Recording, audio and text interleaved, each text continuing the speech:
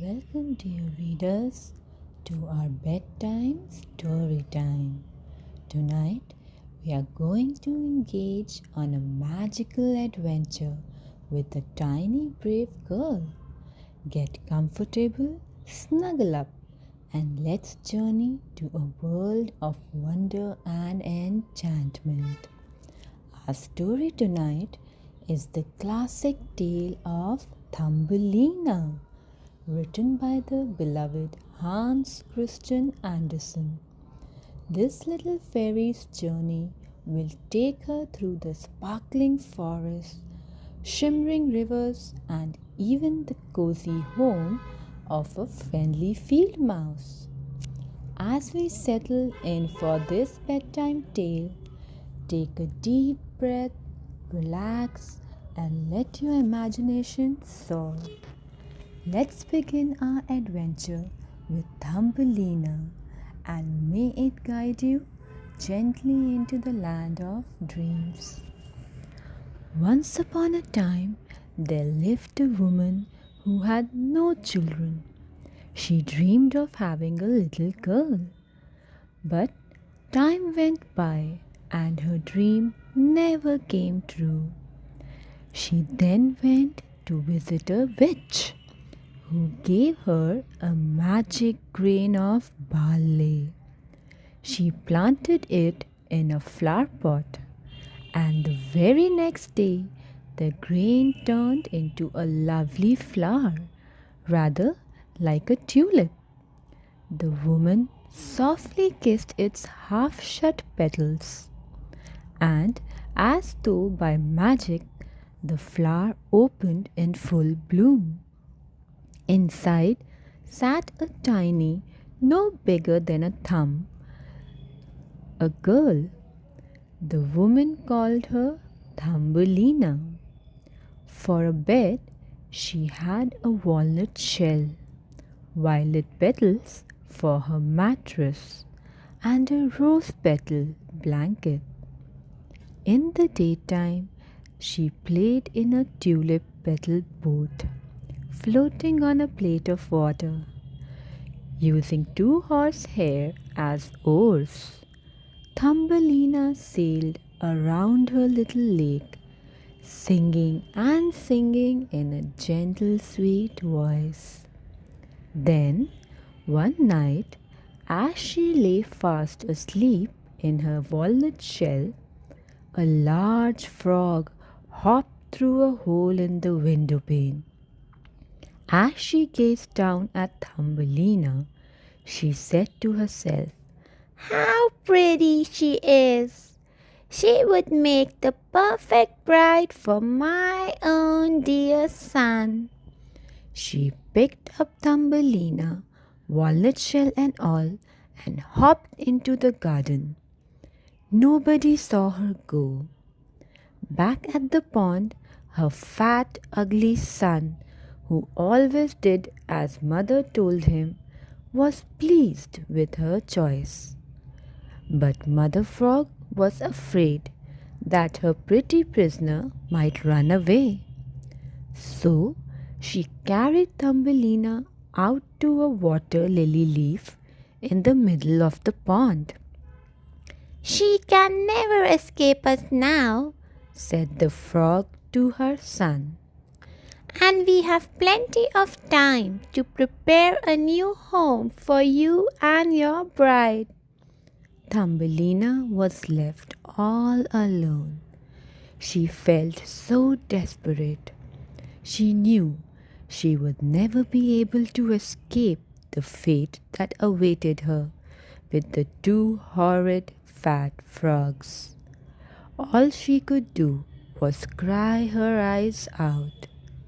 However, one or two minnows who had been enjoying the shade below the water lily leaf had overheard the two frogs talking and the little girl's bitter sobs.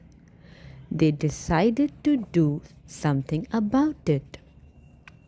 So they nibbled away at the lily stem till it broke and drifted away in the weak current. A dancing butterfly had an idea. Throw me the end of your belt. I will help you to move a little faster. Thumbelina gratefully did so, and the leaf soon floated away from the frog pond. But other dangers lay ahead. A large beetle snatched Thumbelina with his strong feet and took her away to his home at the top of a leafy tree. Isn't she pretty? He said to his friends. But they pointed out that she was far too different. So the beetle took her down the tree and set her free. It was summertime, and Thumbelina wandered all by herself amongst the flowers and through the long grass. She had pollen for her meals and drank the dew. Then the rainy season came, bringing nasty weather. The poor child found it hard to find food and shelter. When winter set in, she suffered from the cold and terrible pangs of hunger. One day, as Thumbelina roamed helplessly over the bare meadows, she met a large spider who promised to help her. He took her to a hollow tree and guarded the door with a stout web.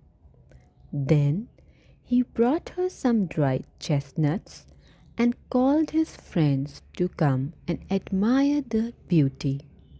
But just like the beetles, all the other spiders persuaded Thumbelina's rescuer to let her go. Crying her heart out and quite certain that nobody wanted her because she was ugly, Thumbelina left the spider's house. As she wandered, shivering with cold, suddenly she came across a solid little cottage made of twigs and dead leaves. Hopefully, she knocked on the door. It was opened by a field mouse. What are you doing outside in this weather? He asked. Come in and warm yourself. Comfortable and cozy, the field mouse home was stocked with food. For her keep, Thumbelina did the housework and told the mouse stories. One day, the field mouse said a friend was coming to visit them. He is a very nice mole and has a lovely house. He wears a splendid black fur coat, but he is dreadfully short-sighted. He needs company and he would like to marry you. Thumbelina did not relish the idea. However, when the mole came, she sang sweetly to him and he fell head over heels in love. The mole invited Thumbelina and the field mouse to visit him. But to their surprise and horror, they came up upon a swallow in the tunnel. It looked dead. Mole nudged it with his foot, saying, That will teach her. She should have come underground instead of darting about the sky all summer. Thumbelina was so shocked by such cruel words that later she crept back unseen to the tunnel. And every day the little girl went to nurse the swallow and tenderly give it food. In the meantime, the swallow told Thumbelina its tale. Jagged by a thorn, it had been unable to follow its companions to a warmer climate. It's kind of you to nurse me, it told Thumbelina. But in spring, the swallow flew away after offering to take the little girl with it. All summer, Thumbelina did her best to avoid marrying the mole. The little girl thought fearfully of how she would have to live underground forever. On the eve of her wedding, she asked to spend a day in the open air. As she gently fingered a flower, she heard a familiar song. Winter's on its way, and I will be off to warmer lands. Come with me. Thumbelina quickly clung to her swallow friend, and the bird soared into the sky. They flew over plains and hills till they reached a country of flowers. The swallow gently laid Thumbelina in a blossom. There she met a tiny white-winged fairy, the king of the flower fairies. Instantly he asked her to marry him. Thumbelina eagerly said yes, and sprouting tiny wings, she became the flower queen.